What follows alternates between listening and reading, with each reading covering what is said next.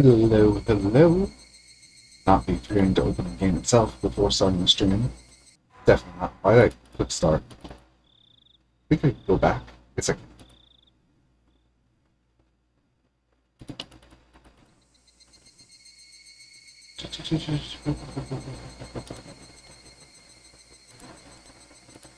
And plug my phone before I forget. And I think she was talking to Kasai after waking up at the hospital or whatnot.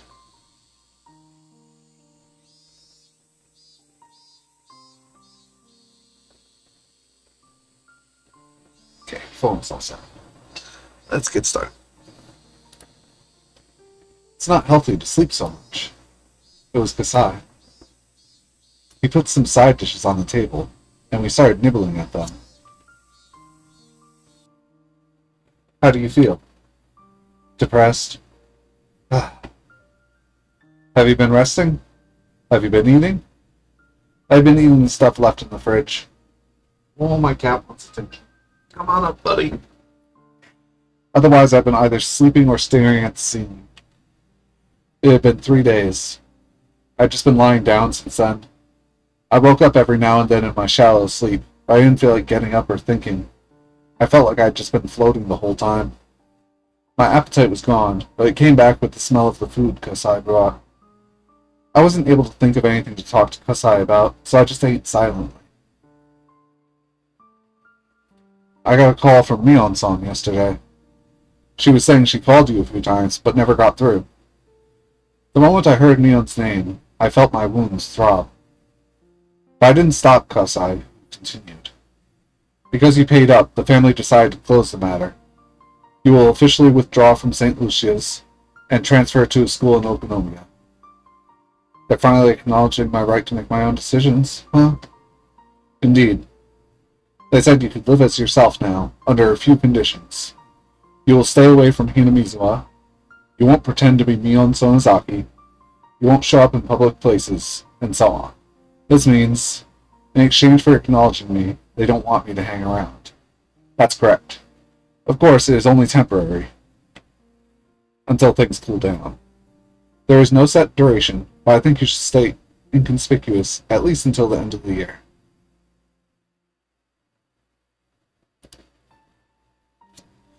It'd be good enough to just to live in Okonomiya, quietly. The way it was before. Kasai put on a sad smile. I smiled back at him likewise. Before the conversation ended, I should ask him what I wanted to know. How's Satsuki-kun doing? I wish that Kasai would assure me of his safety right away. But he didn't answer like that. Kasai, is he alright? Shion-san. Kasai put his chopsticks down. The family wants you to forget about him. What? Shion-san, I don't want to get in an argument with you, so I will not get into the details. I'm only relaying to you what the family wants. What are you talking about? What details, Kasai? Kasai pretended as though he didn't hear me and started eating again. I'd never seen him get so stubborn like this. The Sonozaki family had been using the Hojo family as a scapegoat. They must have concluded that a Sonozaki shouldn't be in love with a Hojo. I didn't like that. Satsuko is a friend of Mion's at school. Would it be okay if Satsuki-kun and I were the same gender? Anyway, if I did something conspicuous again, they might do something to him for real. Just like they forced me to remove my own fingernails. The Sonozaki family wouldn't hesitate. They'd torture him if need be. Maybe, if I really loved him, I should stay away. Satsuki-kun won't show up in Okonomiya, unless he rejoins the Hinamizawa fighters. I'd have to pretend to be Mion if I wanted to go to Hinamizawa, but I didn't think she'd cooperate with me. Even if she did, it'd be some time down the road. Even if they told me not to see him. I already had no means of doing that again. Oh, wait. Mion gave me his number a little while ago. I could call him. Maybe ask to meet with him secretly? But if I got caught again, they wouldn't cut me any slack. Should I risk it? What the hell do I even want from Satoshi-kun? Kasai, can I be alone for a moment? Kasai started putting away his food in a rush, assuming that I wanted him to leave. Oh no, that's not what I meant. Take your time and finish your food. I just want to take a walk. You can't lock this place up if I don't step out with you. Kasai quickly put away his meal and followed me out. Just to be clear, I'm not going out to see Satoshi-kun, right? I see. I turned around and started walking.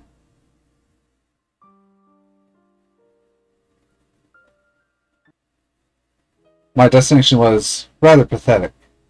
It was the toy store that sold that giant teddy bear. I couldn't deny that I was somewhat expecting Satoshi-kun to pass by there. I couldn't stop myself from looking at the faces of passers-by who resembled him. I looked into the store's window. The teddy bear was gone. Congrats, Satoshi-kun. Looks like you were able to buy it. His evil aunt had died and his wicked uncle was living with his mistress. Satoshi-kun succeeded in fulfilling his duty as a big brother by buying his little sister that huge teddy bear. There was nobody left to hurt him. He was free from his tiresome efforts. He was completely free from pain. Over time, he'd retrieve his smile, and he'd go back to being the Satoshi-kun I love. But I wouldn't be there with him. Honk honk. I heard a car honking. I didn't think it was honking at me at first, but it was so persistent that I had to look up. The person waving at me from that car was Irie. He was waving at me all carefree, oblivious to my feelings. Sonozaki-san, long time no see. Oh, are you meeting up with Hojo-san? No, I'm not. I know he looks into that store's window all the time, so I assumed you were expecting him here or something. No, I'm just passing by. Looks like he was able to buy that teddy bear. Irie seemed to know about the teddy bear as well. He smiled upon seeing its empty display space. Yesterday was Satoku-chan's birthday. He must have celebrated it with that teddy bear. He doesn't have to work so hard anymore, huh? Indeed. Did he turn in his resignation to the Hinamizawa fighters? Oh, does that even exist? I never received one. Did you, Sonozaki-san? No, I didn't. So, that means he still belongs to the team. I think he'll be back after things have settled down.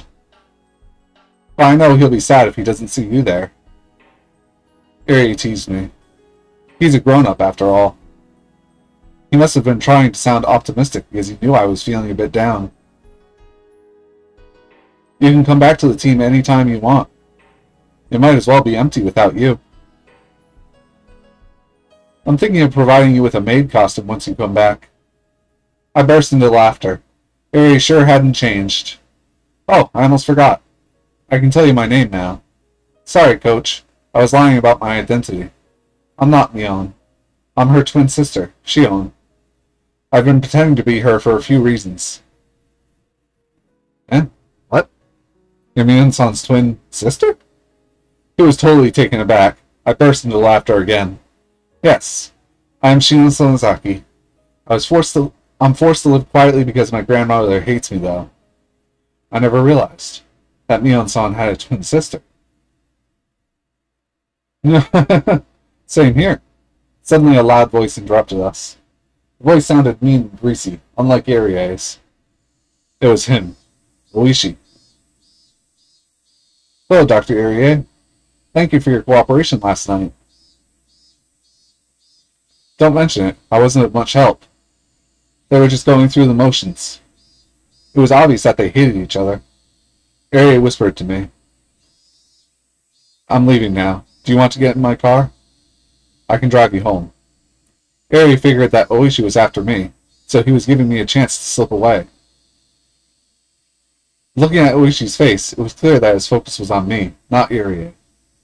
He probably intended to interrogate me until my testimony broke. I was sure I could talk my way out of it, but it would just be a waste of time. Alright, Coach, let's get going. Oh, are you two going somewhere together? Yes.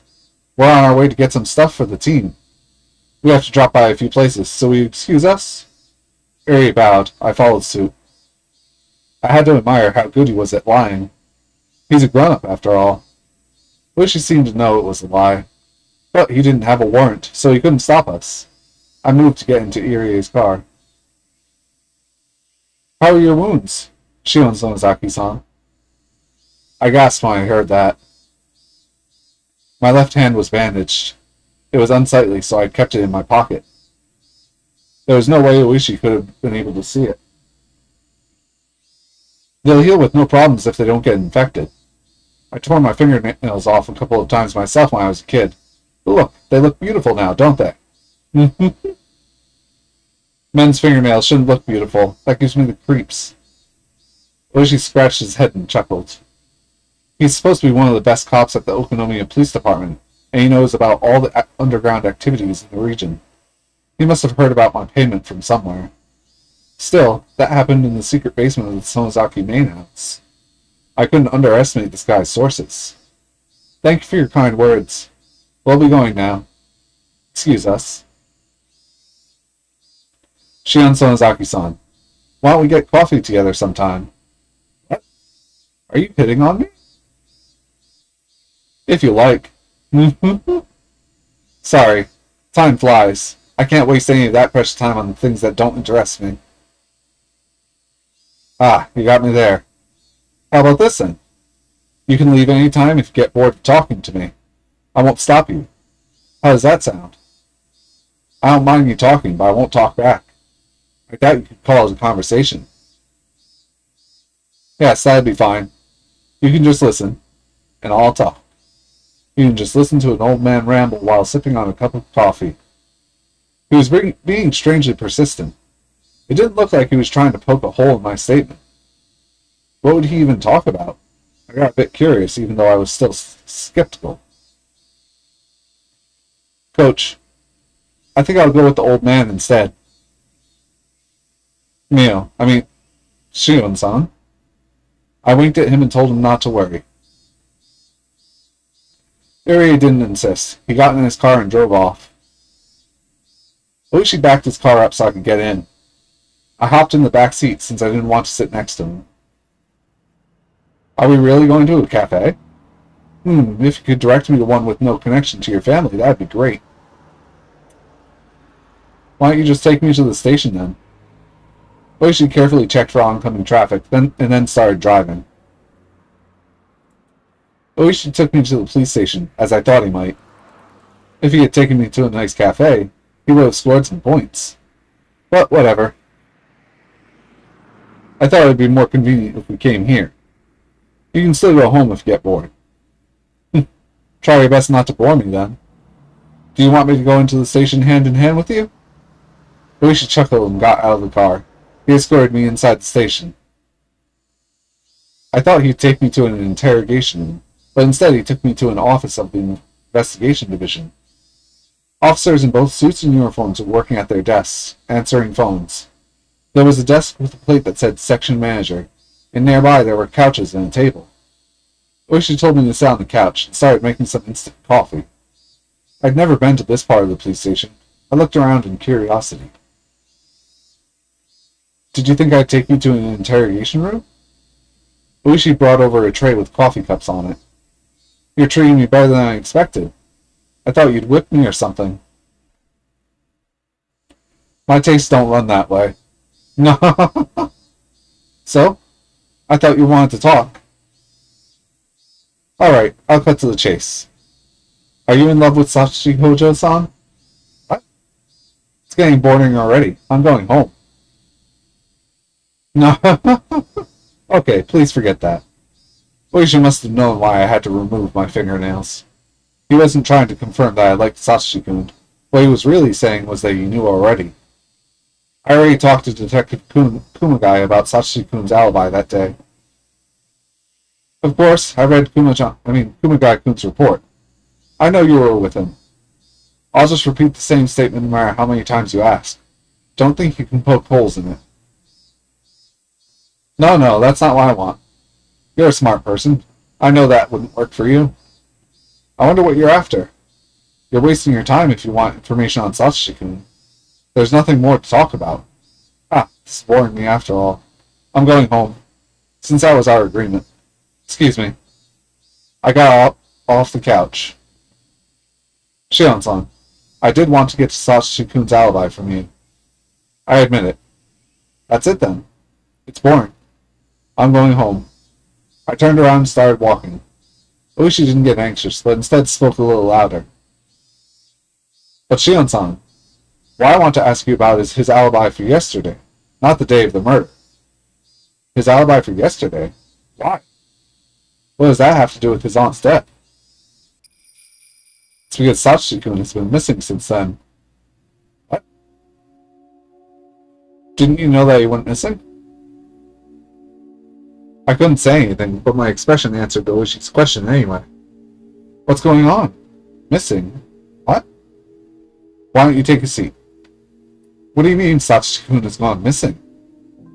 What the hell? We only know one thing for sure. He withdrew all of his savings at an ATM in the Okonomiya post office before 3 p.m. yesterday. We don't know his whereabouts after that. I knew why he withdrew that money. He wanted to buy Satsuko's birthday present.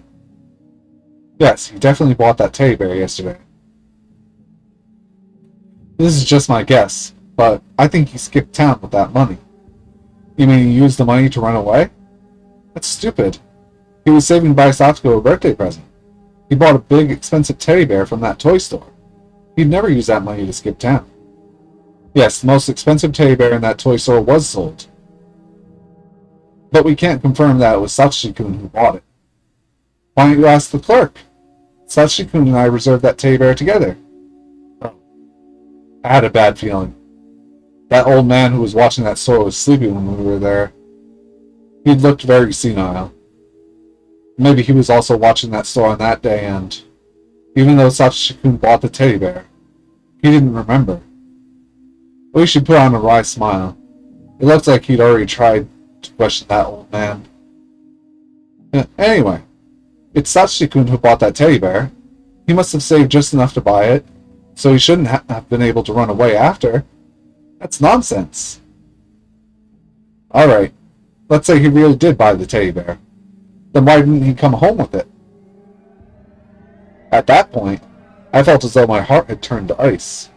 Satsuki-kun had been working hard to buy that teddy bear even though he was under extreme mental and physical stress. After all that, he finally managed to buy it. It's unthinkable that someone else just showed up and bought the same teddy bear. The teddy bear was gone because Satsuki-kun bought it. Nobody else. But if so, Satsuki-kun should have given it to Satsuko. Oops, I forgot something. Okay, there.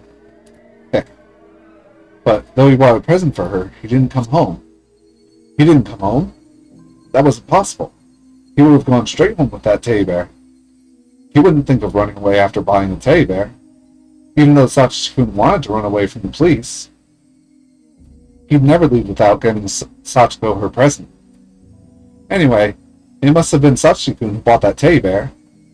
I can say that with 100% certainty. The question was, why didn't he bring it home? That teddy bear was huge. It wouldn't fit into the basket of a bicycle. He might have brought some straps to tie it to his bike. He wouldn't have thought of running away on a wobbly bicycle like that. He necessarily had to go home after buying the teddy bear from the store after withdrawing the money. Nothing could have happened when he was going between the ATM and the toy store. It was impossible. Nobody else could possibly have bought that teddy bear. Never. That teddy bear had been sitting in the showcase up until that day. Everybody could see it when they passed by. But nobody wanted it. It's impossible that it could have been somebody else. There should be no question that he went to the toy store after he withdrew the money. What about the route between the toy store and his home? There shouldn't be any question there either. He shouldn't have been able to do anything with that huge toy. He shouldn't even have thought of making a stop on the way. So he must have headed home, right after he bought the teddy bear. But nobody saw him after that. It was simple then. Satsuki-kun went missing on his way home from the toy store. He went missing?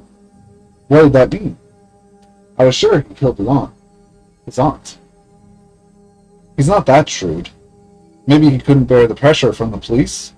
Was he resigned to the idea that the police were going to arrest him soon, regardless of my help? Did he decide to run away?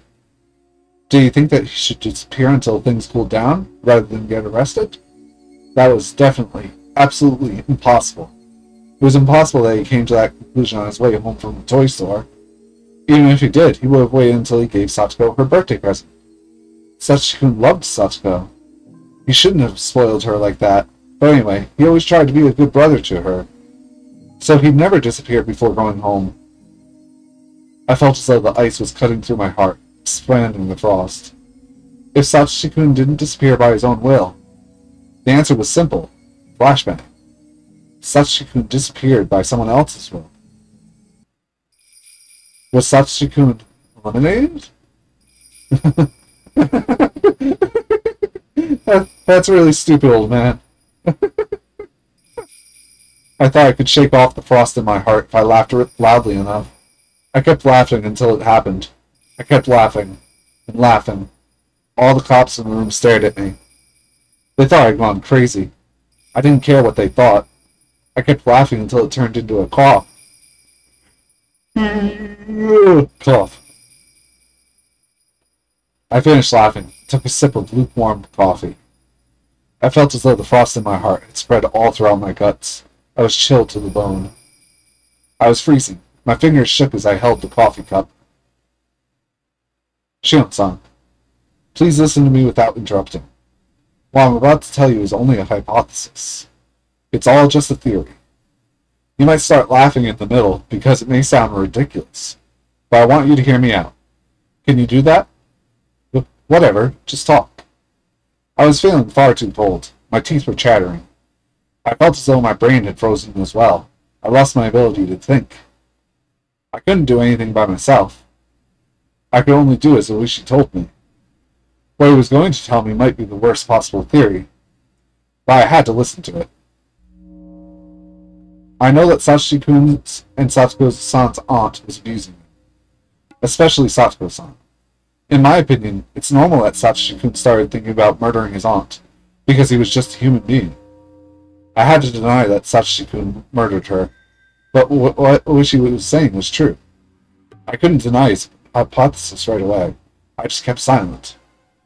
This is only a hypothesis, right? Please don't be upset. And no interruptions. Agreed? Yeah, I know. Just go on. Sashi Hojo planned the murder of his aunt and executed it. We have no proof, okay? It's all theoretical. Alright? I heard. Just keep talking. I'll switch the subject now. Shion-san, you were forbidden from having a relationship with Satsuko-kun, weren't you? They told you to stay away from him, correct? I believe the reason behind that is, not that your family hated the Hojos, but that they didn't like the fact that you were involved with the murder suspect. That is actually possible. After all, when I was pretending to be Mion, I already had a connection with Satsuko-kun, before anyone knew it was Shion who was spending time around him. I could have been accused when I was helping out the Hinamizawa fighters if the relationship between the Hojos and the Sonozakis was the problem. It wouldn't be difficult for the Sonozaki family to know that Satsuko-kun murdered his aunt, if it happened in Hinamizawa. Maybe one of them even saw the murder. The Sonozaki family didn't like that I was in love with a murderer, so they decided to step in. Also, you're known to not give up easily, aren't you? Which means, even if the Sonozaki family threatened you or ripped off your nails, you still wouldn't cut ties with Satsuko-kun, would you? I couldn't deny that. I lost most of my means to access Hinamizawa, so my ties to Satsuko-kun were essentially cut, true. But I still knew Satsuko-kun's phone number. I expected him to rejoin the Hinamizawa fighters eventually. I believe your family knew that a few threats would never be enough for you to break ties with Satsuko-kun. They could threaten you all they liked, to no avail. So, their only option would be to do something about the other person, wouldn't it? What do you mean, do something? What would they do? What? What? If threatening me was useless, then... they'd do something about Satsuki. What would they have done? If they pulled something, then wouldn't that interrupt his path from the toy store to home?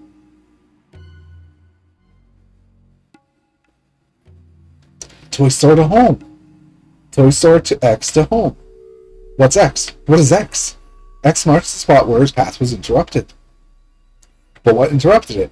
Why couldn't Satsuki make it home from the toy store if something interrupted him? Why? Why? Why? What's X? X. X marks the spot. I ran out of air, became dizzy, and then collapsed. The floor felt cold. I felt no pain. I had fallen to the floor like a plastic doll.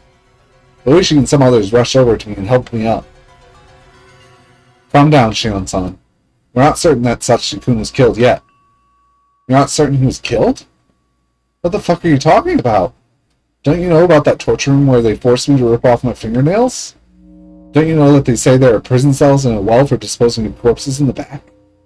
If the Sonozaki family wants to eliminate somebody, they'd definitely kill them in that torture room and dump the body down there. You're not certain? Are you dumb? Is your brain made of tofu? If I were in the hag's position, I'd kill him for sure. I wouldn't let him get away. If I would kill him, then the hag would definitely kill him. Shion-san, please calm down. This is unconfirmed, but I have information that somebody witnessed a young runaway male at Nagoya Station, who took a train from there to Tokyo. The clothes didn't match, but it is possible that he changed what he was wearing to hide from the police. It's still possible that it was him. Is he alive? Is he? This is also a theory, but let me go on. Your twin sister Mion-san is the closest person to Oryo Sonozaki, correct?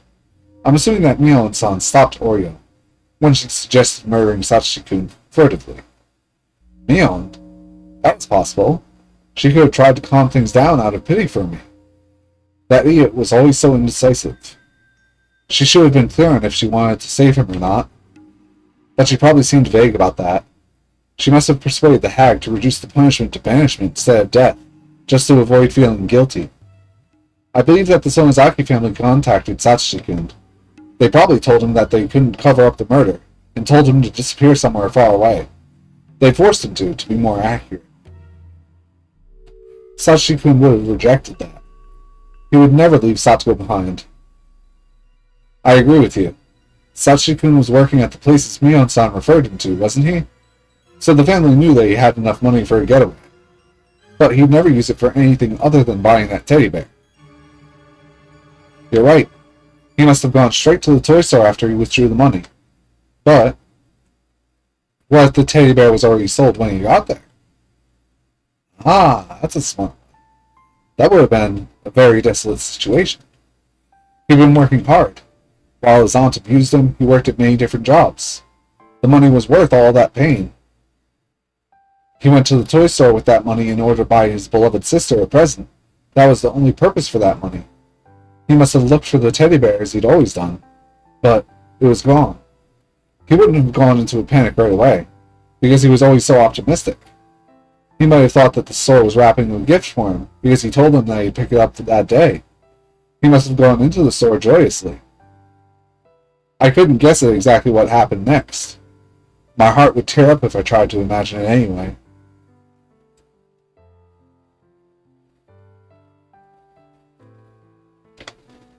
Why didn't they have it, even though he had it reserved?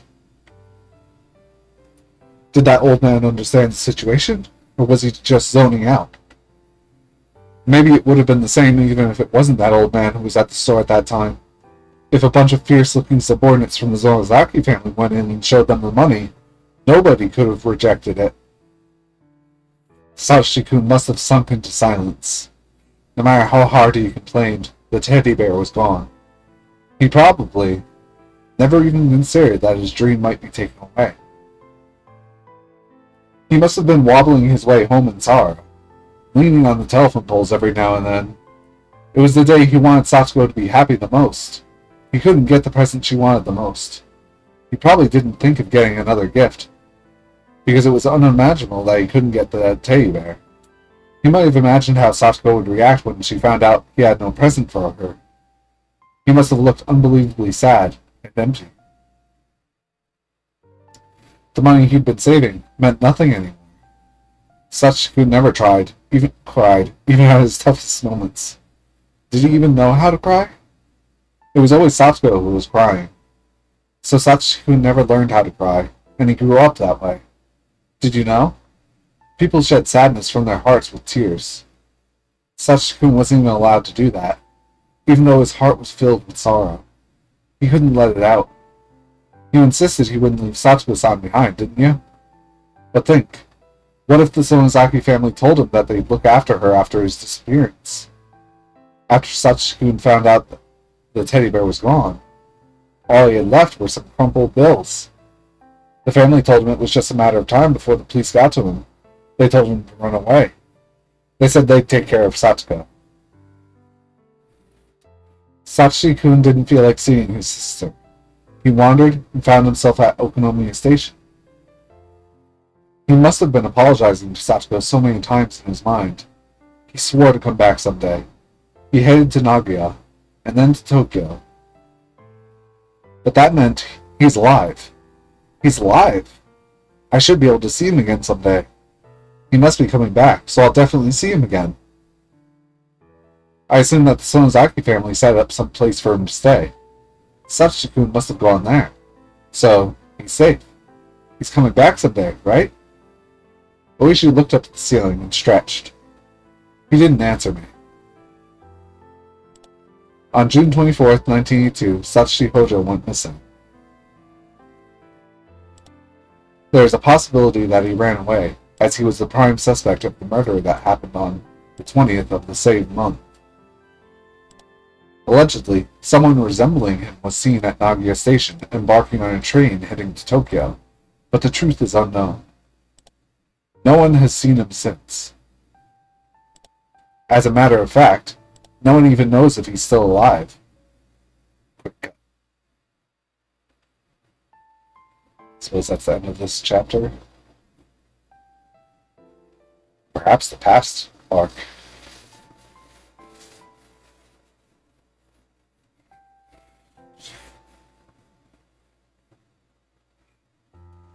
Alright, new tips.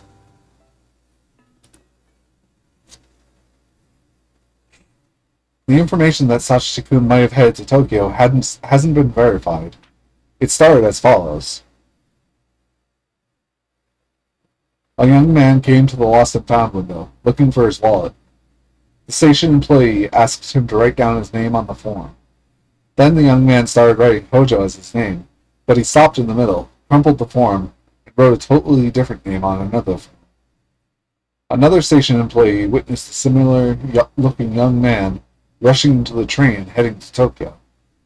The employee from the Lost and Found, and the employee who was on the platform, talked about the suspicious young man in the locker room. That was all. The wallet of the man named Hojo was never reported as found to the Lost and Found office.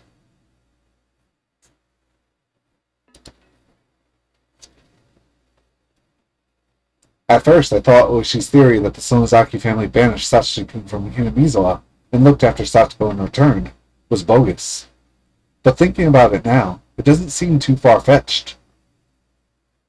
After all, Satsuko Hojo started living with Rika Furude after Sachiko-kun's disappearance. Rika Furude isn't just a regular girl. She was the head of the Furude family, one of the three families. The head of the Kimiyoshi family is Rika Furude's guardian. The Sonozaki family probably couldn't step in, due to having been officially opposed to the Hojo family. But Satsuko Hojo is in the custody of the three families now.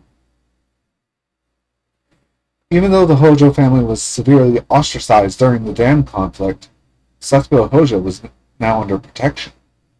It seems as though only Satsuko was exempted from blame. Why was she spared, even though Sachiko-kun wasn't? I mean, it's obvious Sachi was a murderer. She wasn't.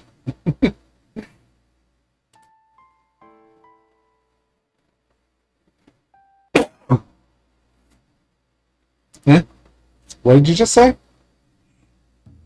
This is information from a reliable source. It appears that they found the murder of Sachiko-kun's aunt.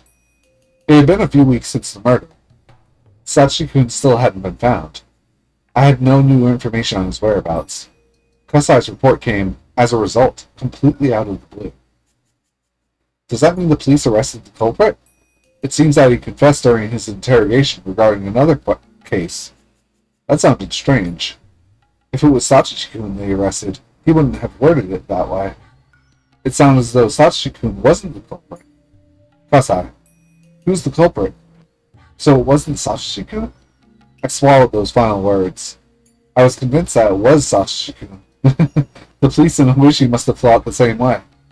The reason Oishi approached me is because he was convinced that Sachichi-kun did it. Don't worry. It doesn't seem like it's Sachichi-kun. I heard it was a lunatic who was aiming to continue the series of mysterious deaths. What? A lunatic? What do you mean? Kasai shrugged. I don't know. Since the investigation is classified as a confidential case, the information I can get is limited. Confidential? Why?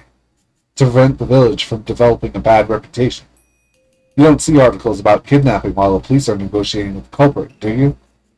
It's something similar to that. Come to think of it, I hadn't seen anything about the aunt's murder on TV or in the newspaper. These strange deaths have happened 4 years in a row now, on the day of Watanagashi. There are those who try to make light of it, and now this lunatic who confessed to the aunt's murder said he did it in imitation of the series of mysterious deaths. Kasai didn't know anything else, so instead of probing him further, I reviewed the information myself. I was really shocked to learn all this. I was convinced that Sachichi-kun killed her. I thought that was the reason he had to disappear. But it was actually some lunatic who killed her, and he had no relation to the aunt whatsoever. So, Sachichi-kun had nothing to do with the murder? If so, why did he disappear? I couldn't accept that this lunatic had killed the aunt. And what's really strange is the phrase Kasai used, 4 years in a row now. After all, I'd been thinking that this murder happened because Sachichi-kun had been in a dire situation, and had nothing to do with the series of mysterious deaths. I felt as though Sachichi-kun's case had become somebody else's. The series of mysterious deaths in Hinamizawa is also known as the Curse of Oyashiro-sama. Sachichi-kun's case had become one of those mysterious deaths. In other words, Sachichi-kun's case has become a part of Oyashiro-sama's curse. I didn't like the way that sounded, because it was as though the curse had swallowed Sachichi.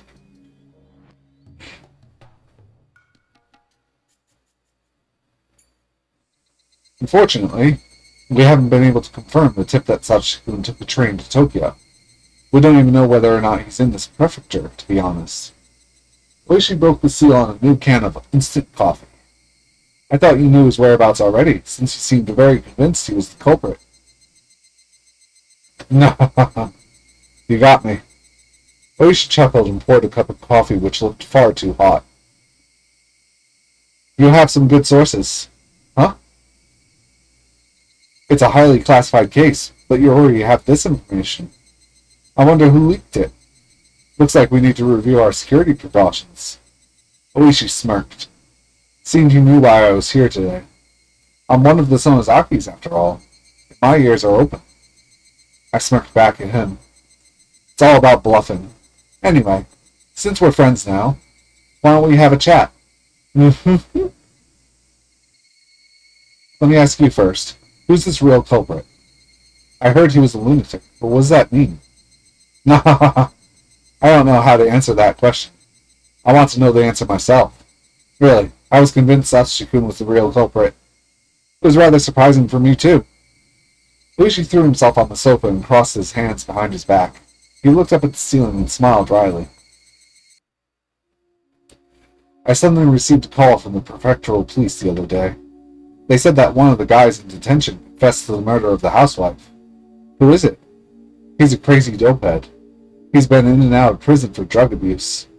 His statement says that he was interested in the series of mysterious deaths and wanted to imitate them. Are you sure he's the real culprit? I didn't interrogate him myself. But the prefectural police tells me he has information that only the real culprit would know. He seems to have thrown the murder weapon into the Oji River.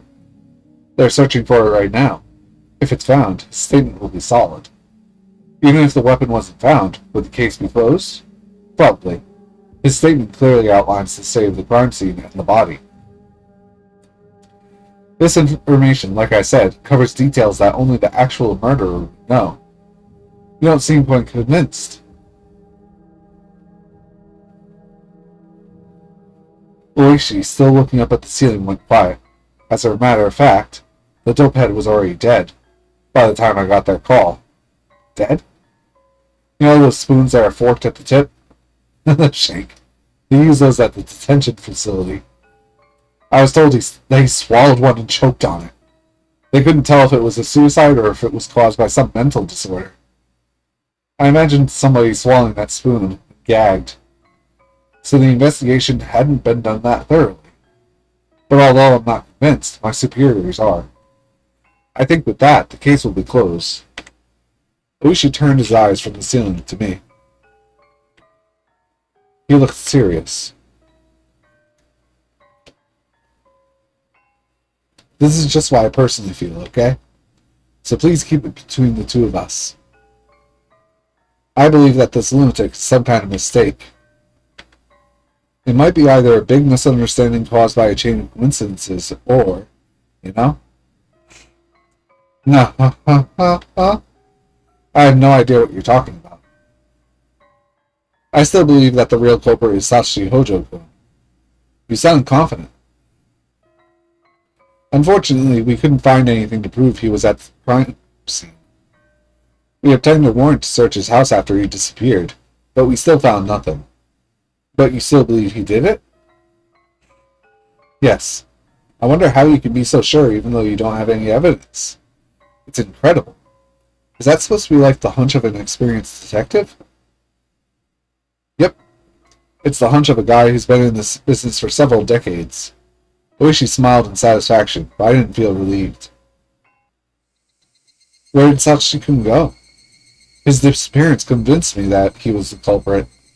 If he wasn't the culprit, there'd be no real reason for him to disappear. What if the murder actually was done by that lunatic, and Satoshi-kun's disappearance has nothing to do with it? In other words, what if Satoshi-kun disappeared because the Sonozaki family didn't like my relationship with him, and he has nothing to do with the murder? Was Satoshi-kun a culprit, or a victim?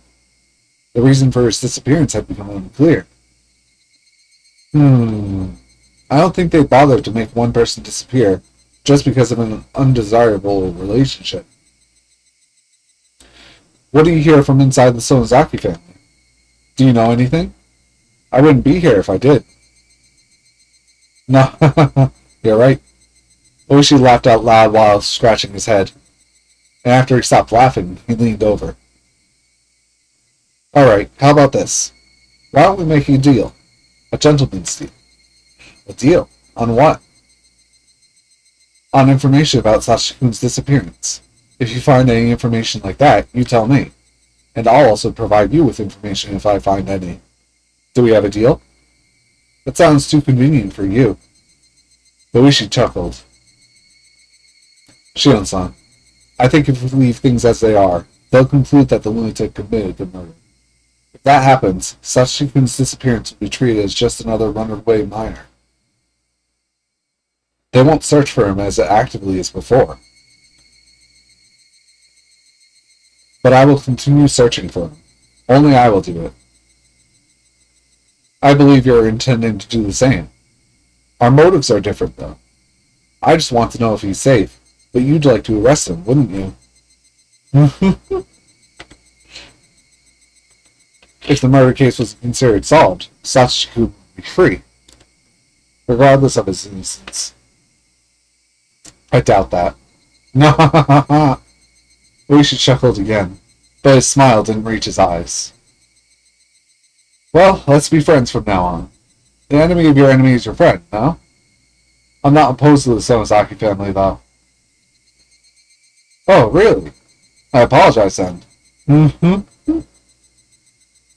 This is the way of Koro Oishi, huh? As Assistant Kasai said, I wouldn't want him as my enemy or my ally, because both would be too risky. I probably shouldn't let my guard down in front of this big fat weasel. I sipped on the coffee to fill up the silence, though I wasn't thirsty. Outside the window, I could see normal life taking its course. But Sachiko-kun wasn't there. He should have been there, but he wasn't. I was scared that I might grow used to his absence someday. Where was he? I wonder how Sachiko-kun is doing. I hope he's alright. I know you think he might be dead. Don't patronize me. Do you know what people are calling his disappearance in Hinamizawa? Huh? They say that he was demoned away. To be demoned away means the same thing as being spirited away. It's part of the local dialect. He was kidnapped and taken to hell through the bottom of the Onigufuji swamp? That's ridiculous. Anyway, the series of mysterious deaths have struck for the 4th time. It's too soon, but people are already talking about next year. Are you saying that the murder was the result of Oyasho-sama's curse? The victim was one of the Hojos, after all. She was involved in the dam conflict, though indirectly. Really, it's not surprising that some people take an interest in incidents, because they do always happen on the day of the Watanagashi. That's ridiculous too. Oyasho-sama's curse? Though I said that, I couldn't quite wipe away the fear from my mind. Why did Sachiko-kun disappear? Was it the Sonozaki family? Did he run away from the police? Did he really kill his aunt in the first place? Why did he even disappear? He's on his own. Oyasho-sama's curse has nothing to do with it. But... That's strange. Sachiko-kun and Oyasho-sama's curse. Somebody once mentioned those two together before. When did I hear that? Just before he disappeared. Ah, that's right. That rainy day. It was Rena Ryugu who told me that, when we were taking shelter in that shack. Ah. I remembered the creepy story that she told me at that time. Sachiko-kun wants to leave Hinamizawa and run far away, even if only unconsciously. That's what Rena Ryugu said. Rena had definitely pointed out that Sachiko-kun wanted to leave Hinamizawa at that time. She also said, everything he's going through is a sign of Oyasho-sama's curse. She said that for sure. She had definitely mentioned Oyasho-sama's curse. The series of mysterious deaths had struck 4 times. Was Sachiko-kun being controlled by the curse? Is that why he's killed his aunt and was demoned away? No way. That can't be true. Sachiko-kun's smile faded away in my mind. Oh, Sachiko-kun disappeared. Not only that, the reason for his disappearance also disappeared. It must have been done by a human being. I can't accept that he was demoned away.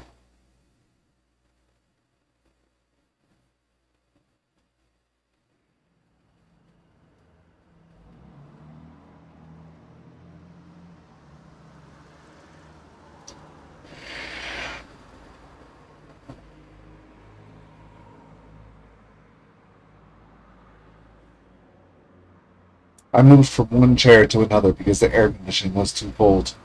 I moved with my notebook, my pen case with a bunch of keychains, and my cup of milk tea. I did it all in one go. I sat down in a new chair, then opened my notebook again. I scribbled my thoughts and sank into silence. A series of mysterious deaths, dubbed the Curse of Oyasho-sama. I've been viewing each incident as a separate case, even though it was followed by another one. I never looked at all the cases as part of one big scheme. After I wrote down all the incidents on paper, it became clear to me that all of them served the same agenda. I wrote down the victims. The first year, the construction site manager. The second year, Sachiko-kun's parents. The third year, the priest. The fourth year, Sachiko-kun's aunt. For the 4th year, one could consider Sachiko-kun himself to be the victim, rather than his aunt. If I considered that each case arose from a grudge over the dam conflict, it's quite simple. In the first year, the construction manager was killed because he was a symbol of the dam construction itself. Of course, the real enemy was the Ministry of Construction, but it wasn't as clear a target. That manager, on the other hand, had been aggressively shouting back at the villagers, so he was a more appropriate enemy to attack. If Oyasho-sama had really cursed someone, it would have been the officials from the ministry. It's apparent that the target was selected based on the villagers' preference. The second year, the accidental death of Sachi-kun's parents. It's said that they fell from a cliff in some park, but it's doubtful that it was really an accident. His parents were labeled as traitors to the village because they sided with the dam construction, even though they were also from Higurashi. The Hojo family was ostracized during the dam conflict in order to prevent further pro-dam activists from rising up. That means that the Hojos were necessary during the conflict to play the role of the traitor. So, when the conflict was over, they no longer served any purpose. The construction site manager was a symbol of the external enemy. The Hojos were a symbol of the internal enemy. Those people fell victim to the curse, and it seemed that the grudge over the dam conflict had ended. Yet those incidents were followed by another one. The third year, the leader of one of the three families, the priest Furuge, suddenly died of an illness with an unknown cause. His wife drowned herself on the same night. She seemed to have left a note that said she was sacrificing herself to pacify Oyasho-sama's anger. Whether it was a fatal disease or suicide, their deaths looked suspicious. Mion admitted that the Sonozaki family didn't like the priest's attitude. They didn't like how the priest had been generous toward the pro-dam activists. The priest wasn't quite a traitor, but he was certainly uncooperative. Looking at these incidents, I realized that the curse was performed based on the degree of hostility. Enemy, traitor, and dissident. This meant that the curse was actually payment. It was a punishment for the criminals of war. In the fourth year, I didn't understand this case at all at first, to be honest. At first, I believed that this case was separate from the other ones, even though it occurred on the same day. I never thought that there would be any relation to the other three. But when I wrote it down and looked at it objectively, the victim is a relative of the traitor. After enemy, traitor, and dissident, relative of a traitor doesn't sound too odd. It comes naturally as a fourth target. On the day the villagers worship Oyasho-sama, their guardian deity, the criminals of the dam conflict have been punished by the curse. Just like how I was forced to pay at the Sonozaki house, the criminals were made to pay as well. After writing these things out, I started thinking that the fourth incident might be in line with the series of mysterious deaths after all. Whether it was Sachi-kun or the dopehead, it seemed that they were forced to play the role of the murderer as part of a bigger scenario.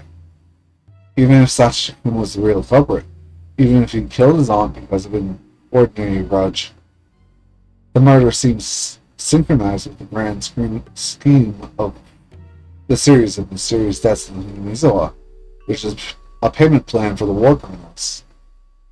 That murder was the result of his pain, but what if somebody planned that as a part of his scenario? For instance, somebody might have suggested to him to kill his aunt on that day, that night, at that place. I had no doubts that Sachi-kun decided to kill her in order to protect Satoko. But did he really reach that conclusion on his own? Sachi-kun was optimistic and somewhat detached as far as I know. Would he really have considered murdering his aunt, even if it was to protect his sister? Couldn't it be possible for somebody to have chosen the aunt as the fourth year's murderer beforehand? And they used Sachi-kun? And Sachi-kun was eliminated because of his connection with them? Looking at it that way, the murder of the first year resembles this case. The main culprit behind the case hasn't been found yet, dead or alive. The other culprits testified that their fight had turned into a slaughter. But wouldn't it be possible that the main culprit had manipulated the situation? What if he had been told to kill someone on that day, at that time, and in that place? I'm certain. The first murder resembles Sachi-kun's case very much. So, did that mean Sachi-kun was being controlled by somebody else? Oishi had presented me with the hypothesis that the Sonozaki family made Sachi-kun disappear in order to end my relationship with the murderer. But when I read the notes I wrote down, his disappearance didn't seem too spontaneous. It seemed like part of a bigger plan. Since I had unexpectedly gotten involved in that plan, I had to be separated from him. Then Sachi-kun was demoned away, as planned. At first, I also believed that the Sonozaki family made him disappear because they didn't like that I was in love with a member of a family of traitors. But something didn't add up. Something felt strange. I wasn't the reason for his disappearance after all. Even if I never met him in the first place. Satsuki-kun was supposed to kill his aunt in June 1982, and then disappear. At one point, I had been thinking of taking revenge on the hag. I believed that she separated us. But what if my relationship with Satsuki-kun had nothing to do with his disappearance? What would that mean? Who made Satsuki-kun disappear? I need to understand the series of mysterious deaths in order to solve this mystery. What did all these deaths mean? Who was behind them, and what purpose did they serve? I wanted to know the purpose, the motive, and who was responsible. Who took Satsuki-kun? I wanted to know if he was still alive. The series of mysterious deaths in Hinamizo is also called Oyashiro-sama's curse. What is that curse? Specifically, what kind of god is Oyashiro-sama? What blessings does he bring? What punishments does he dole out? I wrote down my thoughts in the notebook. What's Oyashiro-sama? What is he? I scribbled these things down. I was so absorbed by it that I didn't realize somebody had been standing behind me, watching me the whole time.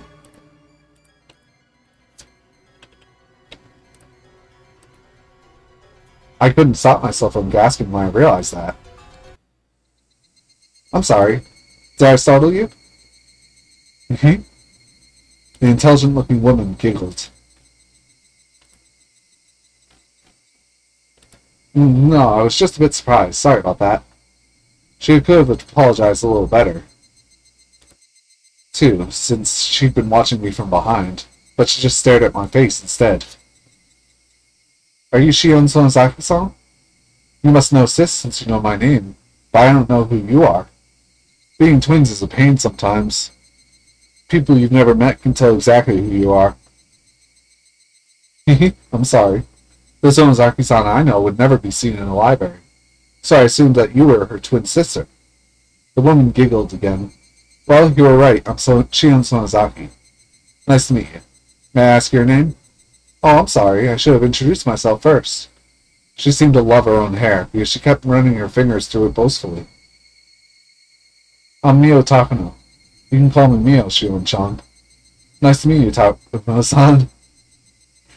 Her condescending attitude bugged me. I hate meeting people like that. I closed my notebook and got ready to leave the desk. Oh, are you upset? Thank you for your concern. I like to be alone when thinking, so I'm moving to another spot. Excuse me. That's a shame. I thought we'd be good friends. Did you? I don't think so. I finally met someone with the same passion, a fellow researcher of Oyashiro-sama's curse. I think it's quite unusual to meet someone like that. She saw my notes. My face reddened. These are just theories. It's all nonsense. Just childish scribbles. The series of mysterious deaths is also known as Oyashiro-sama's curse.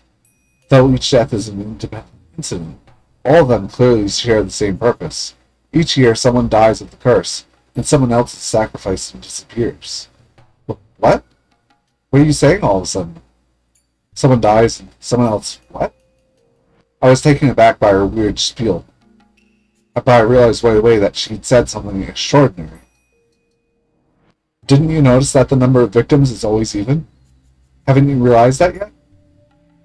The number of victims is always even? I was confused, but I tried to figure out what that meant.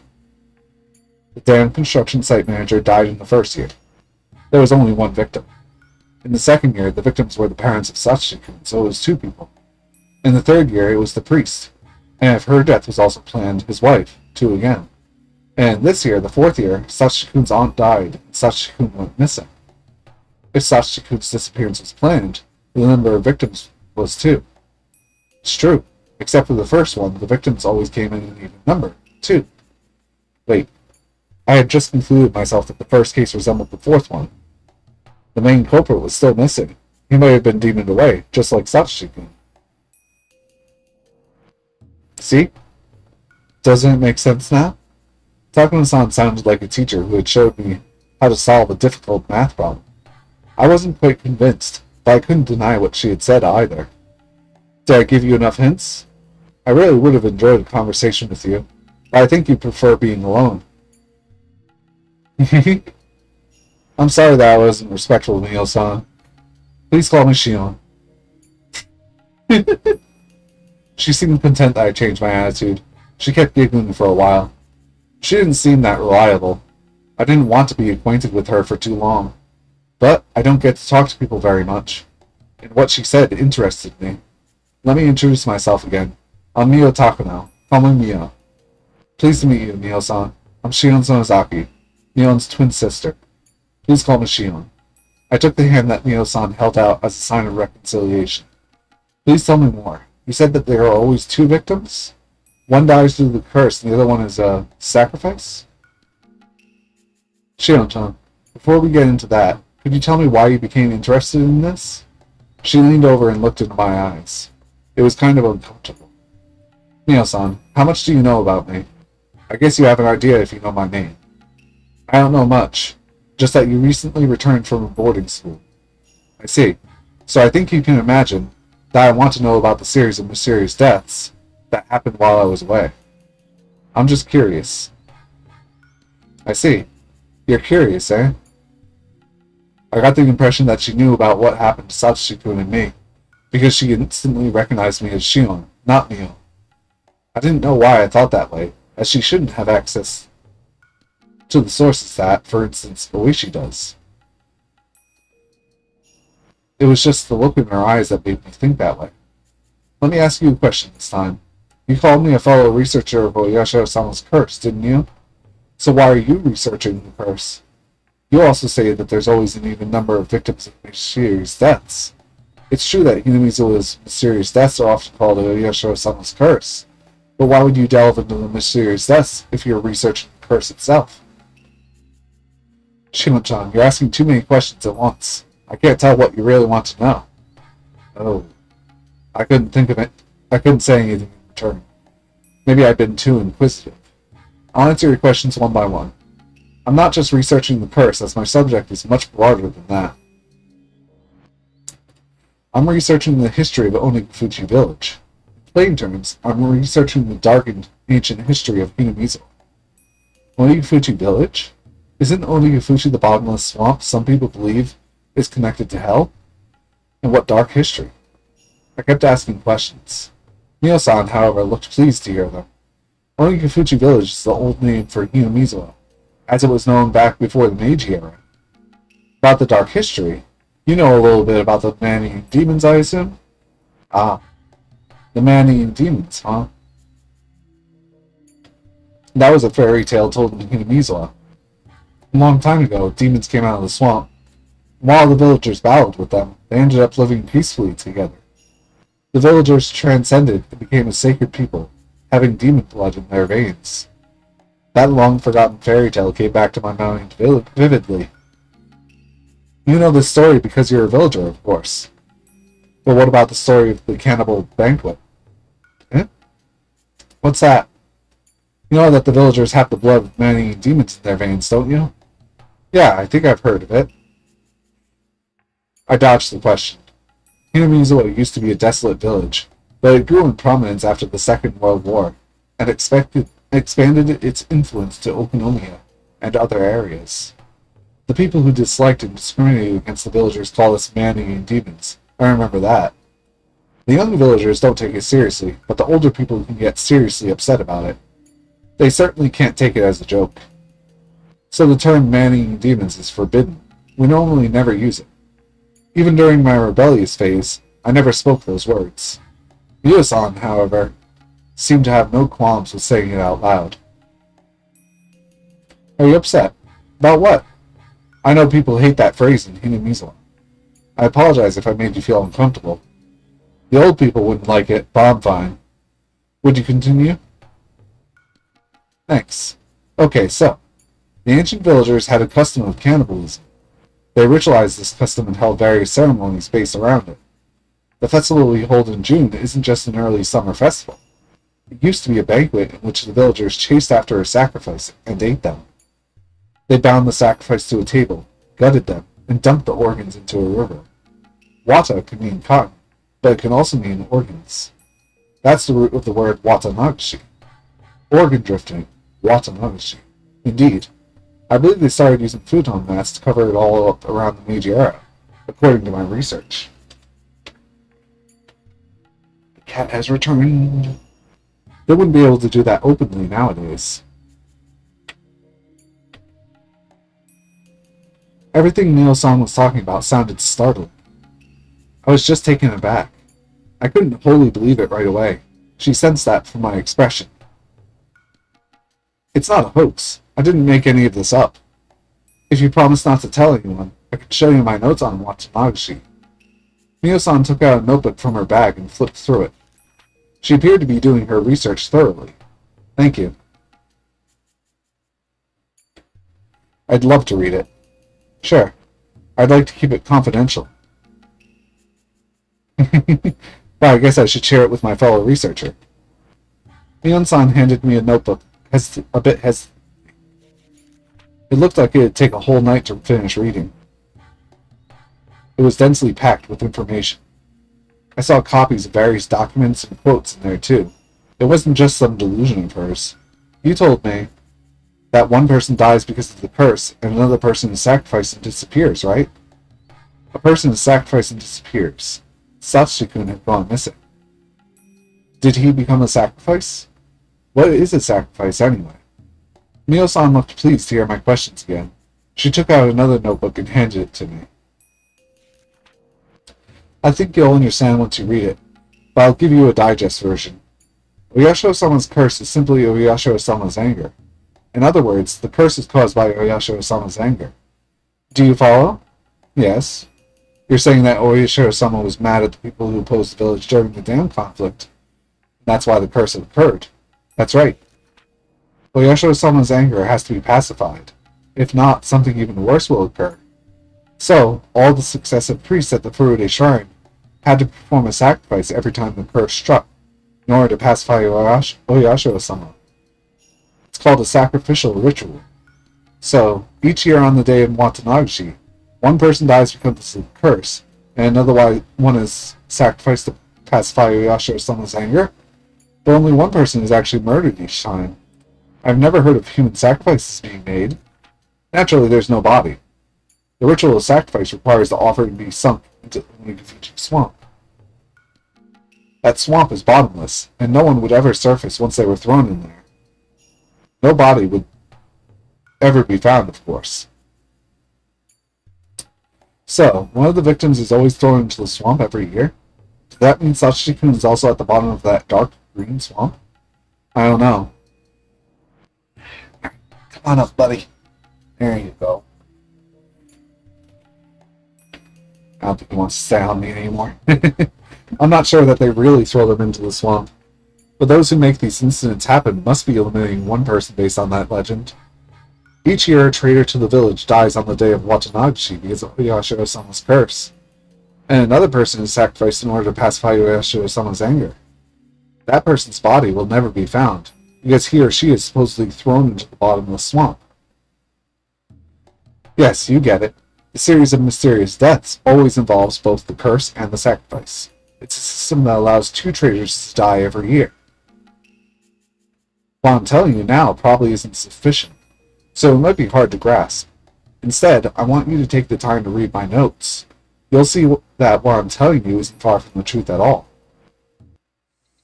I heard a man's voice just then. A middle-aged man with a hat was waving at Neo-san from the entrance. Sorry, I think I have to go. I wanted to talk to you more, but I guess we'll have another chance to chat. I'll leave those notes to you. I'm looking forward to hearing your opinions. Neo-san wrapped up the conversation and headed to where the man was waiting for her. She left her old notebooks in my hands. Neo-san waved at me as she left the library with her companion. I took a seat again and opened what she had given me. What bugged me was the series of mysterious deaths, also known as the curse of Oyasho-sama. Maybe I'd be able to get closer to the truth by reading these notebooks. If I studied them carefully, I might be able to find out who was really behind the incidents. Why did Satsuki-kun have to disappear? What was he involved in? How did it happen? Maybe Takuno's notes would bring me the answer. Research notes, Mio Takuno. I started flipping the pages, this time making sure that no one was watching, over my shoulder.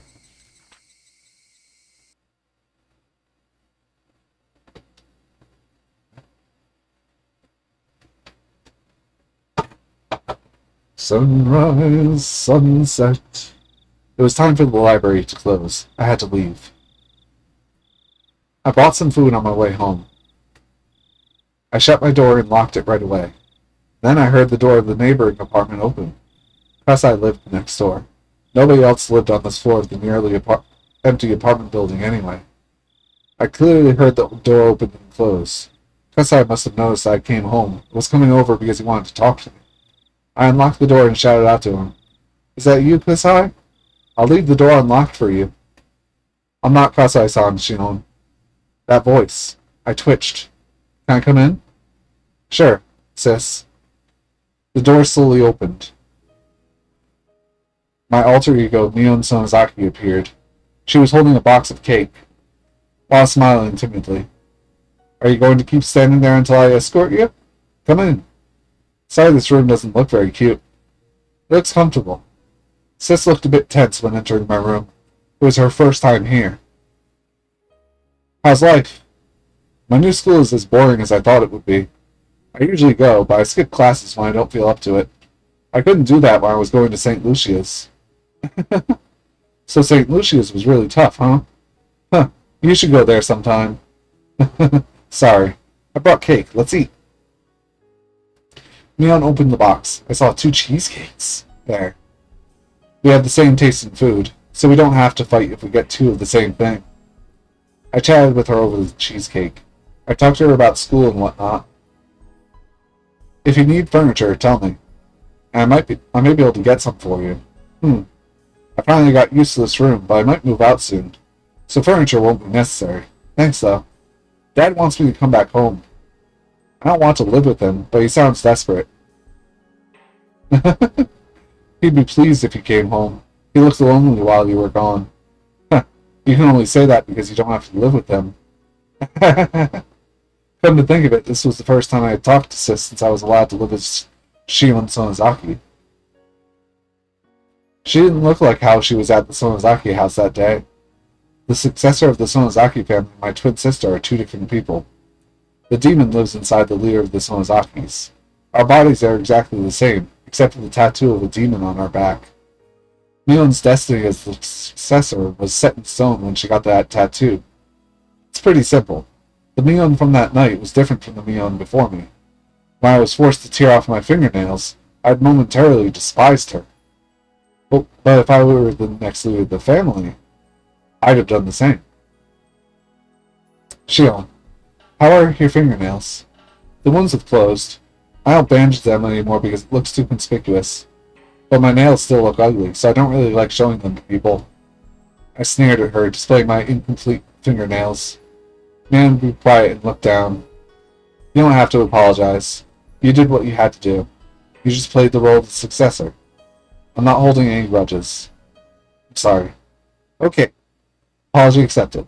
But if you apologize one more time, that'll be cancelled. I won't forgive you for the rest of my life. Huh?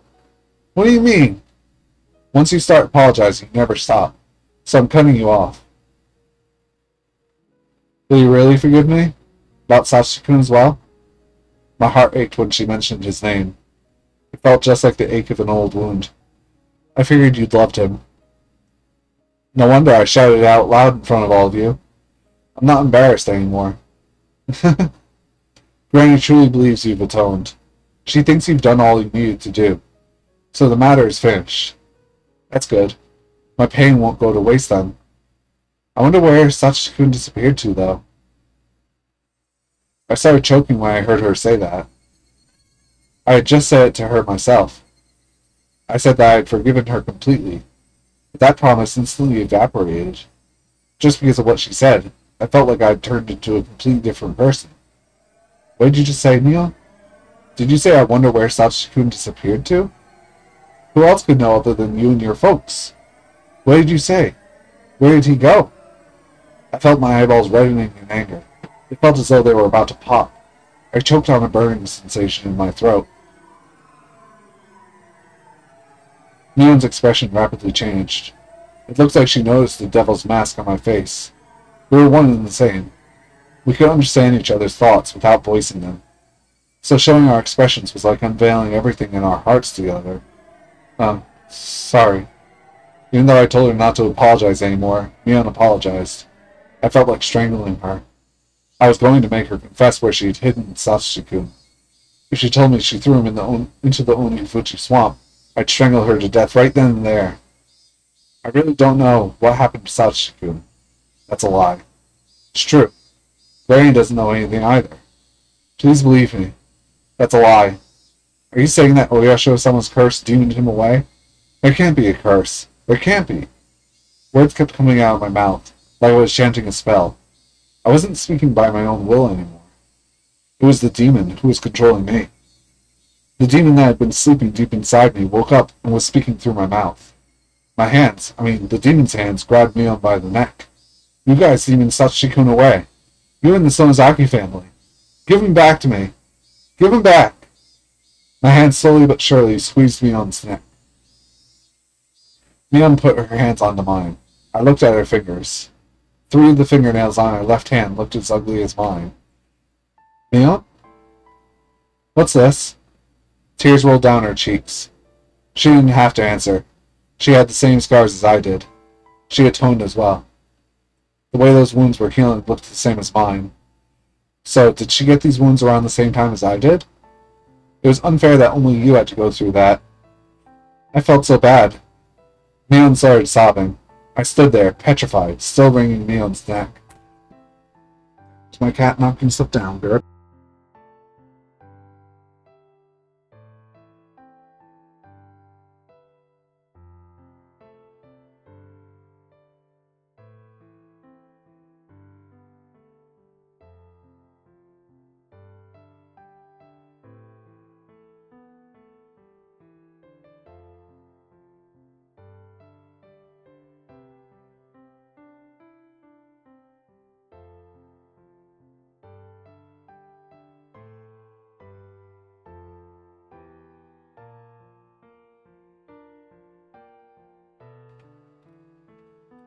Since I found out that you loved Satsuki-kun, I really wanted you to be happy.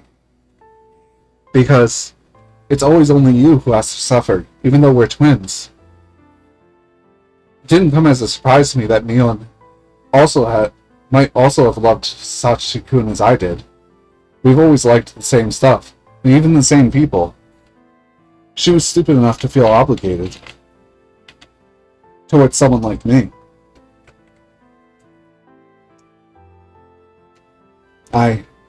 I told Granny to leave you and Satsuki-kun alone. I shouted at her. Then she said she'd let you be if you atoned with sincerity. And you did. So, you were supposed to live happily with him. But Satsuki-kun is going away. That's terrible. Mion isn't smart enough to shed crocodile tears. Those tears were real. Her tears dissolved my demon's anger like how the sun melts ice. Believe me, Shion, I really don't know why Satsuki-kun disappeared. Neither Granny nor the Sonozaki family have anything to do with it. Granny forgave you, so she would never do anything to him. Mion, I'm so sorry. Did I hurt you? I took my hands off her neck and held her instead. I'm not hurt. You've been hurt a lot more than me, haven't you? I shouted at the demon in my mind. I believed in Mion. I had been convinced it was the Sonozaki family that made Satsuki-kun disappear. But Mion denied it, while shedding tears. Between her and me, her tears are more convincing than any words. So I believe in her. It absolutely wasn't the Sonozaki family that made him disappear. So, do you really think that Satsuki-kun disappeared because of Oyasho-sama's curse? I don't believe in curses. And Mion didn't do it. If it wasn't the curse or the Sonozaki family, who demoned him away? I don't know. I just know it's not Mion. It's not the Sonozaki family because Mion says so. That's stupid, Shion.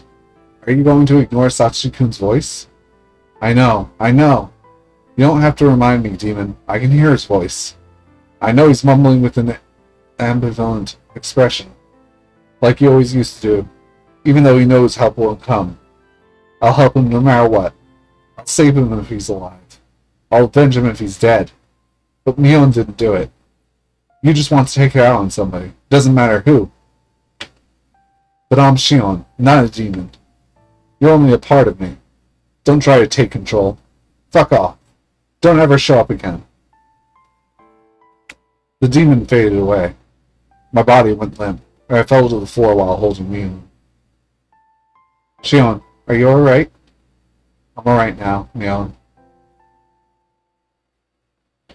Why are we two different individuals? Why can't we just be one? Stop it. We've asked ourselves that so many times, but there's no answer. I'm Shion and you're Mion. That's just how it is. I don't care if I'm Mion or Shion. I just want to be one and equal with you. There's nothing we can do. You have the demon on your back. You're destined to become the successor, and we can't change that. I don't want that. I don't need a demon. I don't want it. I'm not a demon. I'm not. I want to be a human like you. Mion is a demon. Shion is a human. Even though we're twins, there's a difference between us. Was it impossible for humans to live with demons after all? It should be possible, because they did it before. That's the legend of Hinamizuwa. Humans and demons lived in harmony together, as Oyashiro-sama watched over them. Mion, Shion, Sachiku, demons, humans, Oyashiro-sama's curse, the series of mysterious deaths, Sachikun's disappearance. We fell asleep while holding each other, while holding everything.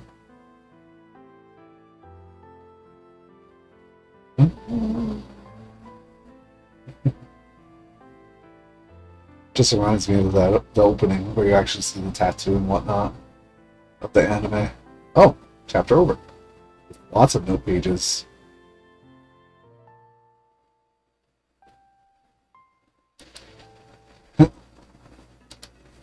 Right. Let's look at our tips. I saw Mio Takano a few times after that.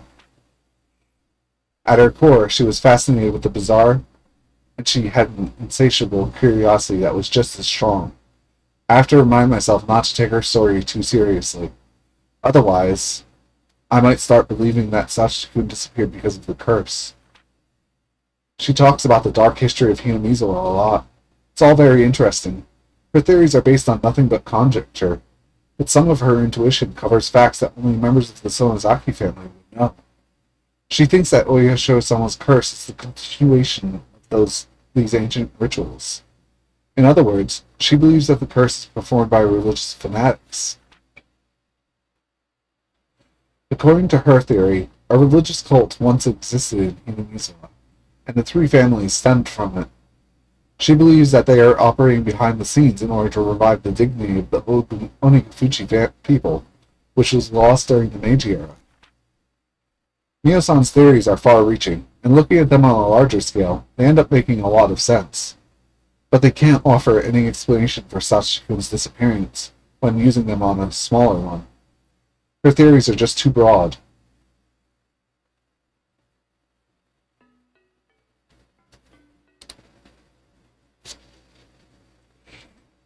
I exchanged information with Oishi every now and then. We'd each expect new leads from each other, but neither of us had any luck. I no longer believed the tip that Sachikun might have headed to Tokyo. It was clearly bogus anyway. Although I can't defend Oishi, he's been fair about the deal. He alone has been serious about uncovering any new information. Oishi's sources are quite reliable, so whenever I found some dubious tip, I checked with him to see if it was valid. My meetings with him have diminished in frequency, since he's been assigned to new cases. Eventually, we stopped meeting entirely. Oishi stopped investigating, and I reached the limits of my sources of information. People now think that Sachikun's disappearance was a supernatural phenomenon called demoning away. In Hinamizawa, they refer to his disappearance as him having transferred, and nobody will talk about it otherwise. I don't like the way that phrase is used to erase him.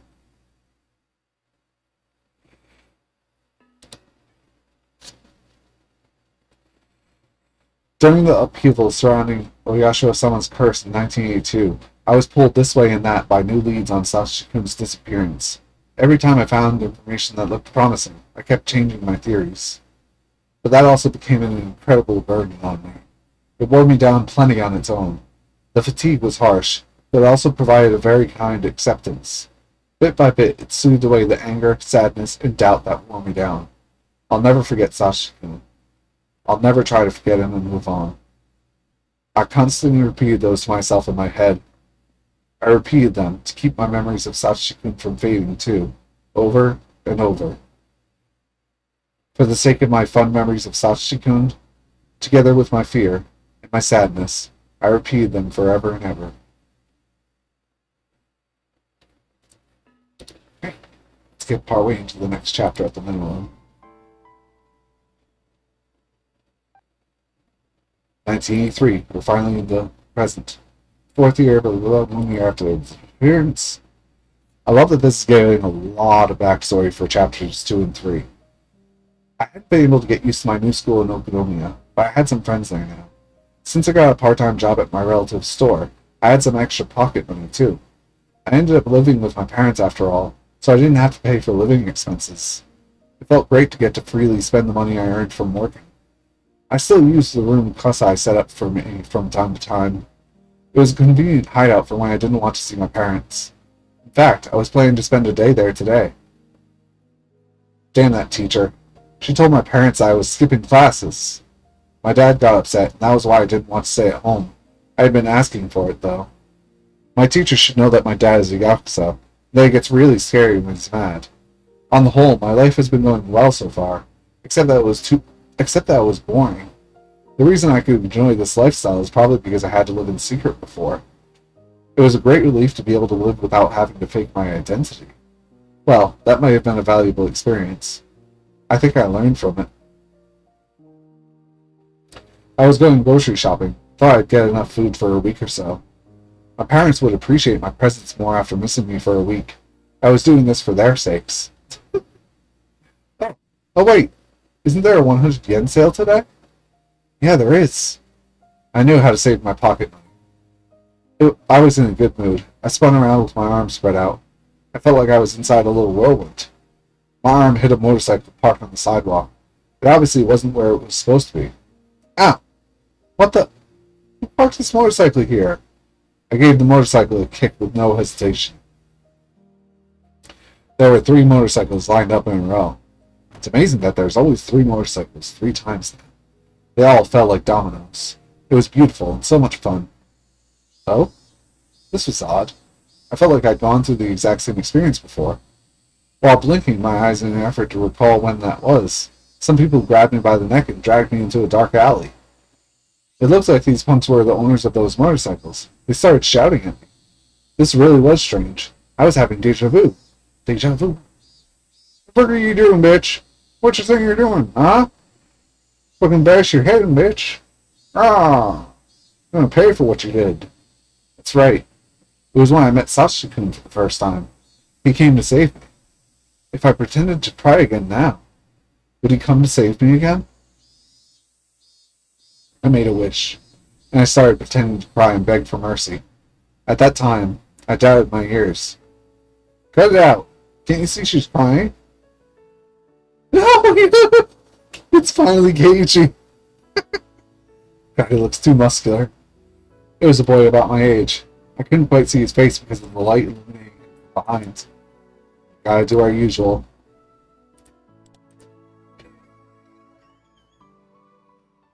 It's the eyes are the main thing here. I know he's angry right now, but still. Sasaki-kun? Of course, it couldn't be him. It couldn't be.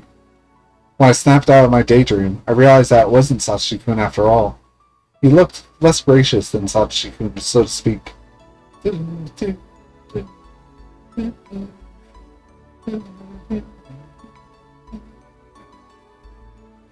If Sachiko was pristine and untouched, then this guy would have scratches all over him.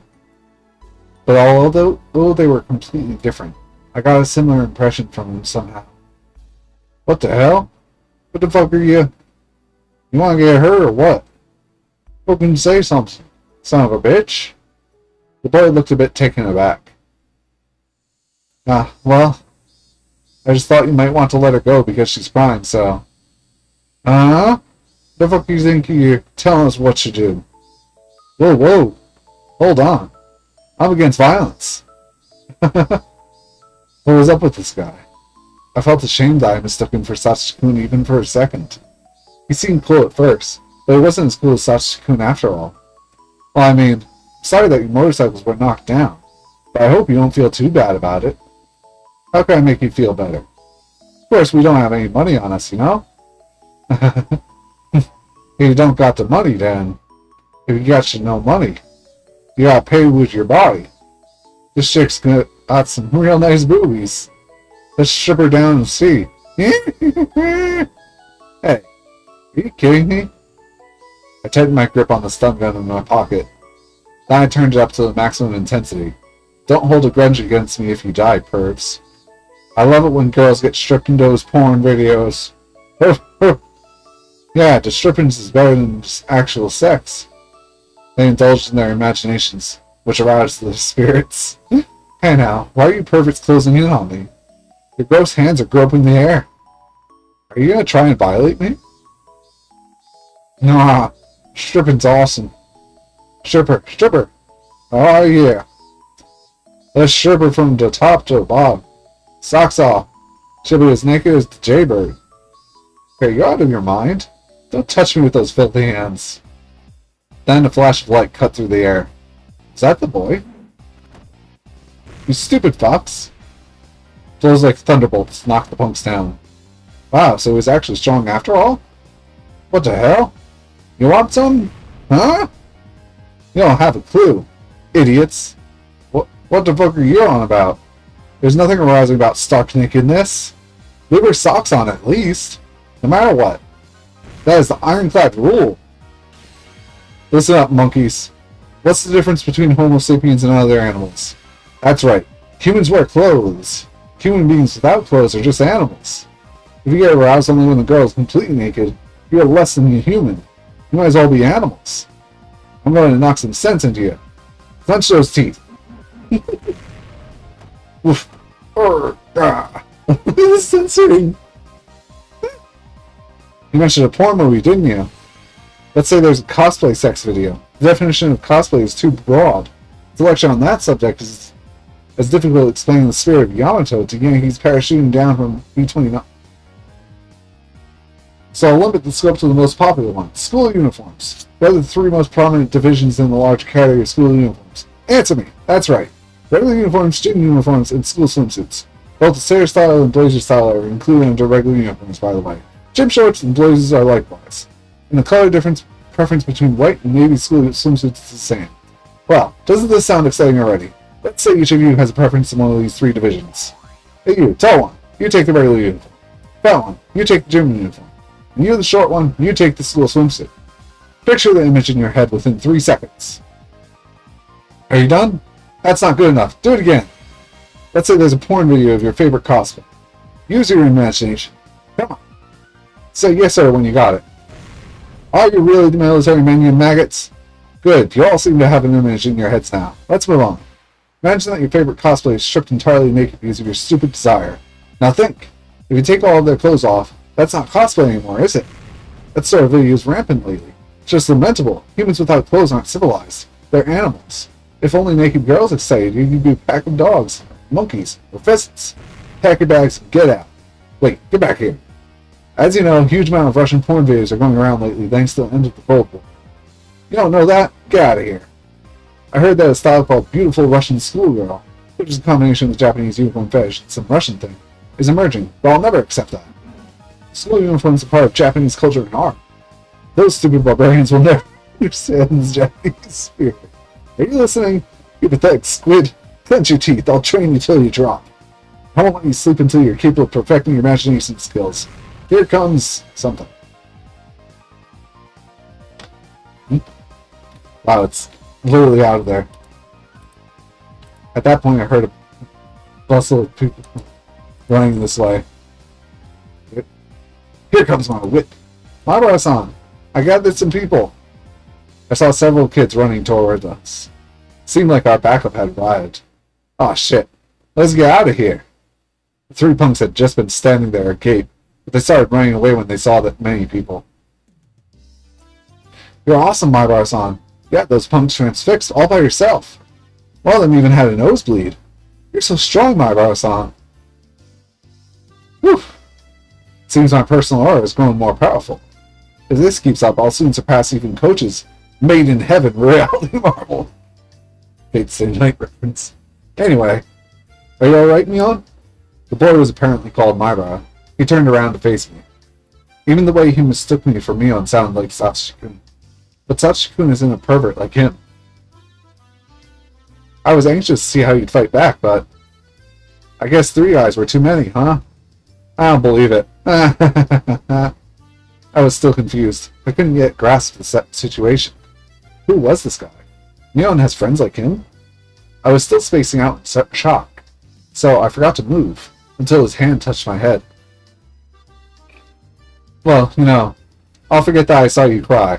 So, cheer up, okay? Rub, rub. The boy called Mabara stroked my head roughly. It didn't feel good. It hurt, actually. But still, his hand had the same warmth. Later on, Mion told me about him. He was called Keiichi Mabara. Kei-chan for short. He's 1 grade below us. Not only that, but he just moved to Hinamizo. Thanks to his attitude and lack of manners, he'd already become an idol in their class. Mion joyously explained all this. Sure, he sounded like a fun kid. I knew why Mion was into him. But Satoshi-kun was way cooler. He wasn't worth stealing from Sis. Or was he? My heart throbbed. I was excited. It felt like I'd gotten a new toy. I was curious as to what kind of relationship Mion intended to build with him. I'd love to tease her about it. Thanks, Kei-chan. Let me buy you a drink. My uncle's restaurant is just nearby, so why don't we go there? Satoshi-kun would refuse me out of modesty. But Keiichi Mabara said okay within 2 seconds. Well then, I couldn't wait to tease the two of them.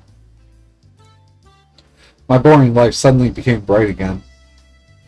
Whoa, hey, don't cling to my arm. Oh, don't you like it? Oh, well, I don't hate it, but it's just your breasts are touching me, and... My breasts bother you? Keiichi Mabara was fun. Mion thought the same way I did. She would always talk about him. I was happy for her. It made me smile. I guess Kei-chan is really your favorite. Huh, sis? What's the most interesting thing about him? Let's see. To put it plainly, he's just funny. For example, just a couple of days ago in the club, Mion really liked him, but didn't seem to think it was love yet. She reserved in that area, so that was really like her. As for me, well, I didn't hate him. But my feelings weren't the same as Mion's. Kei-chan was just too childish compared to Satoshi-kun. I wondered how Satoshi-kun was doing. Was he waiting for things to cool down somewhere far away? The case had already been solved, though. That dopehead was the murderer. There was no reason for him to wait anymore. I shook my head. I shouldn't think about it too much. Oh wait, I know. The case was confidential, so the arrest of the culprit hadn't been made public. So Satoshi-kun hadn't realized that he could come back. I know he's a little thick-headed. Maybe he'd be waiting for things to calm down until the end of time. But if so, couldn't he even call to Satoko at least? He should tell her that he's living in a faraway place, but that he'd be coming home soon. Ah, that stupid Satoko. She'd been living with Rika Furude since Satoshi-kun went away, so nobody would pick up the phone even if he called. Stupid girl. Don't you want your big brother to come home? Given Satoshi-kun's personality, he wouldn't remember any phone numbers other than his home number, so he wouldn't be able to contact anybody in Hinamizo. Maybe he's been calling Satoko every night. Keeps ringing, but nobody picks up. Then he'd assume Satoko might be taking a bath, or be in the restroom. He put on a puzzled smile while mumbling, like always. I imitated his voice without realizing it. After that, Hmm? What's up? Didn't you say something, Shion? I laughed it off and urged Mion to continue. I realized then that her tone had changed. I hadn't been listening to her because I was thinking about Sachiko. I had thought she was still happily talking about Keichan, but Mion sounded grim now. Her faint smile looked pitiful. It was too late to ask what was going on, so instead I concentrated on her story instead. After all that, Uncle gave everybody a doll as a thank you gift. Everybody except for me. Okay, except for you. I wanted one too, but I couldn't say it in front of everybody. You still can't express your needs, huh? And then?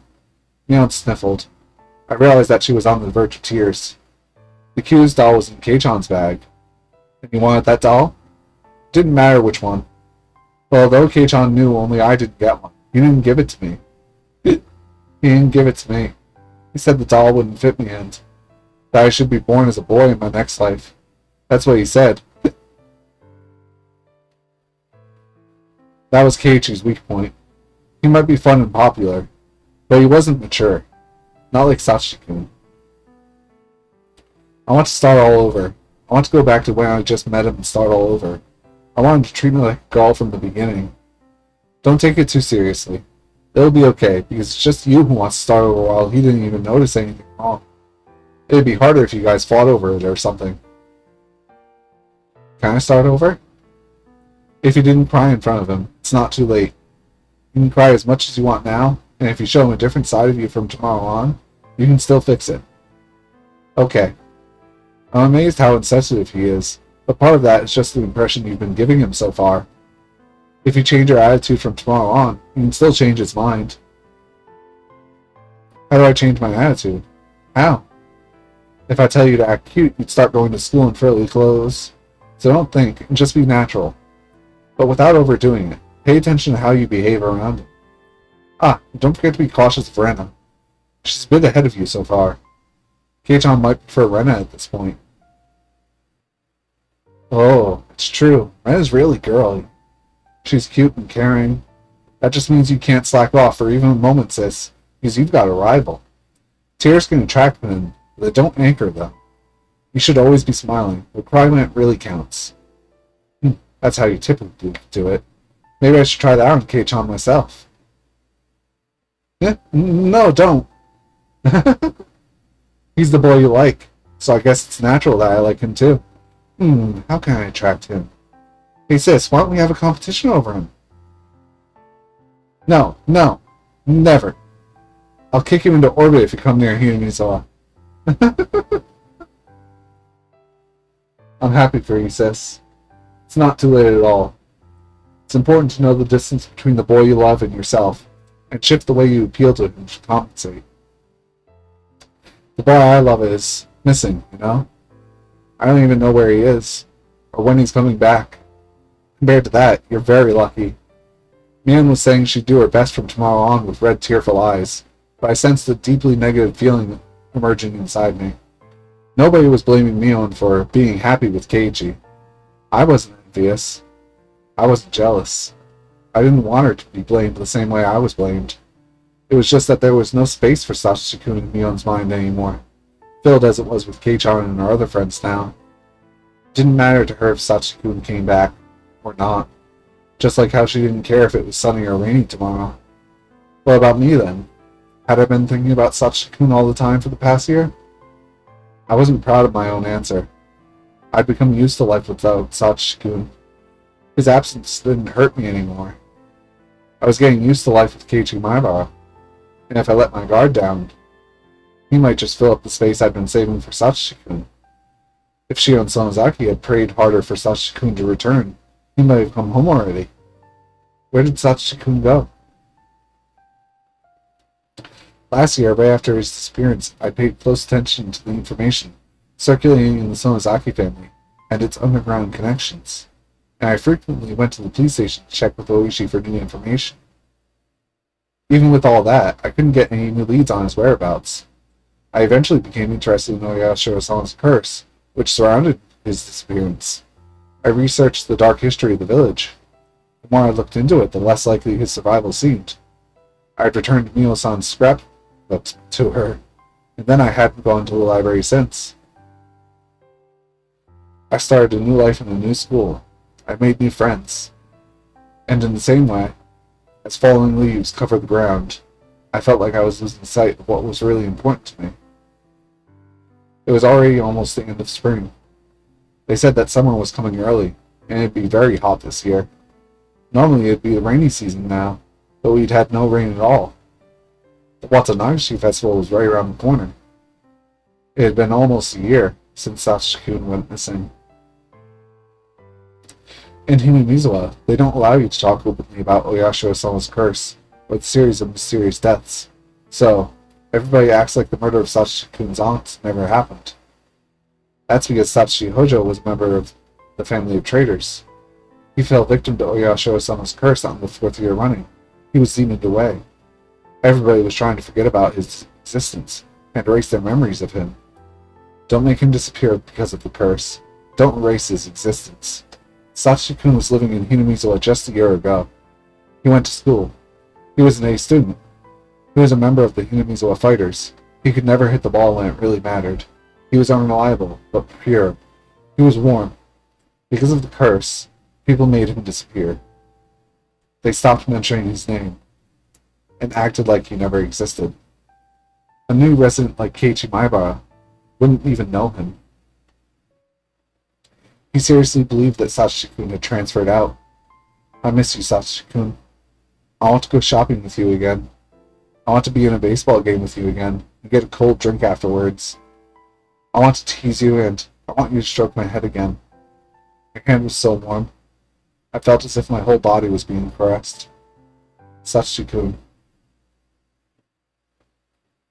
If that's the end of it, I haven't opened this notebook in a while. My feelings have been written down for over 150 pages. This notebook is the key of my heart.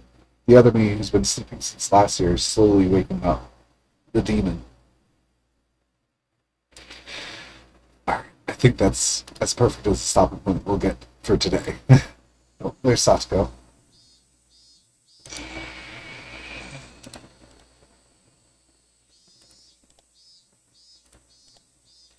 I think it'll be another, 2 weeks to finish this one.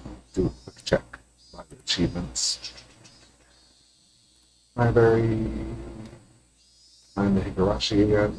There it is. Check the achievements. 1, 2, 3, 4, 5, 6. About 6. They're probably 3 weeks if on usual speed as usual. But we'll stop here and continue We Happy Few on Tuesday at 7:30 p.m. Have a good rest of your day or night. Bye-bye.